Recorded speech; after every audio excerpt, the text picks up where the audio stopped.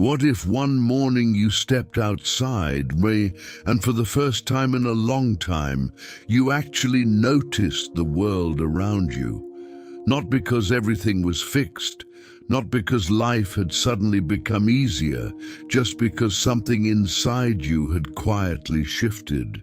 This is Elena's story, a locked door, a morning walk, and a small moment that felt like coming back to life.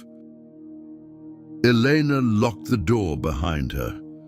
The sound was small, just a click, the kind of sound most people make 100 times without ever really hearing it. Mechanical, automatic, unremarkable. But this morning, she heard it. She stood there for a second, keys in her hand, bag over her shoulder. The apartment quiet on the other side of the door, waiting in that particular way that rooms wait when they know someone is coming back. And somehow, that thought felt comforting. It hadn't always. Not long ago, coming home had felt like returning to a place she barely recognized as hers, a place where she slept, where time disappeared without much to show for it, a place she passed through rather than lived inside. The door closing behind her had felt like sealing herself in with the silence, but now it felt different, not perfect, not transformed into something cinematic or full of meaning, just different, quietly, genuinely different. She started walking. The hallway was empty.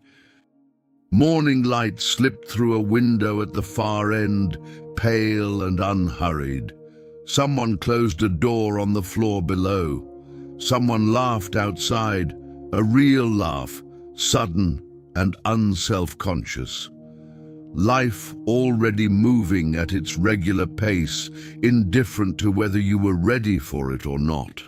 And for once, Eleanor wasn't trying to catch up with it. She walked down the stairs one step at a time, not rushing, not checking her phone, not replaying yesterday or rehearsing tonight. Just walking, the way people walk when they aren't carrying quite so much, when the weight has shifted just enough that their feet remember what it feels like to simply move. Outside, the air was cool and clean in that particular way morning air is before the day has fully arrived. The city was waking up around her. Cars moved through intersections. People crossed streets with coffee cups in their hands, earphones in, already somewhere else in their minds. The world looked exactly the same as it always did. But Elena noticed things. The color of the sky, that specific pale blue that exists only in early morning and nowhere else. The sound of birds somewhere between the buildings, easy and unaware.